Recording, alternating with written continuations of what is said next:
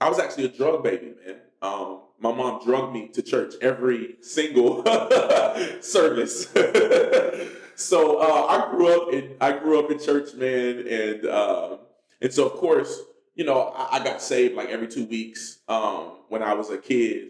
But I think the big transition for me, I had a really strong like youth and teen department and young adult department at my church growing up. And so I had a really good community. So I always just kind of like, I didn't really know any other life, right? So it wasn't like this big, I wasn't like, man, I killed like 16 people and I was smoking crack. And the Lord just like, that's just not my, thing, you know what I mean? Like, and praise God for those people, but that's just wasn't my story. And so, but it was in college actually, freshman year. And I was in, they called it was philosophy 210, critical thinking, where a lot of college students run into that wall of like, wait. They're saying this philosophically, and they're saying that what I believe is fairy tales. And wait a minute. And I just kind of remember praying and saying, God, like, I need you to like show me. I know of the God of Abraham and Jacob and Paul and Isaac and my mom and my dad and my uncles, but who's the God of KJ? And that was a really important transition, which also got me into apologetics, and I remember like going back and forth with it, with my professor, um, and even at a certain point, kind of stumping him a little bit. But that's what made me really, really, really grab hold to my own faith, to my own belief. My mom's a worship leader for like 30 years.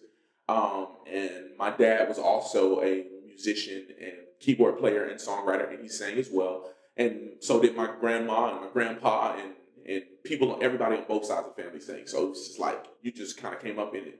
I kind of came up in it, but um, I'm pretty tall like you. And so basketball was my thing. I was all basketball up until, till college. And I stopped playing in my freshman year of college because of some injuries and other stuff and just losing interest. And then business major and changed my major a couple times, changed back to business. And then I had a friend who gave me a guitar in my junior year because he knew I sang a little bit and he wasn't interested. So he was like, hey, you can take this acoustic, do whatever you want to do. And I started messing with the acoustic, and that's what kind of like sort of opened the door to really like, okay, let's maybe we should get this going. And I'll tell you specifically what happened. I was walking across the campus with the guitar one week, and one of the vice chancellors for student affairs stopped me and said, KJ, I didn't know you played guitar and whatever. And I was like, yeah, a little bit. Yeah, I'm learning. And she said, well, there's a McDonald's poetry slam is coming through our campus. Why don't you perform?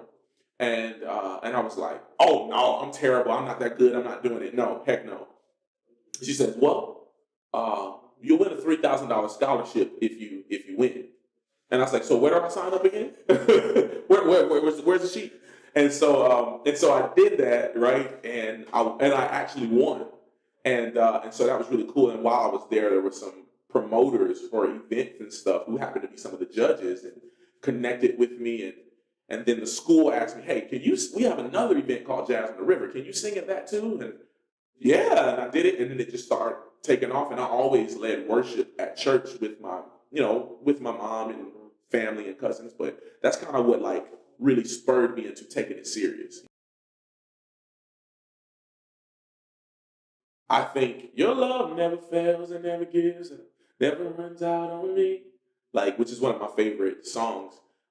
And to know that it makes me think like there's nothing I can do to make God love me more than he already does.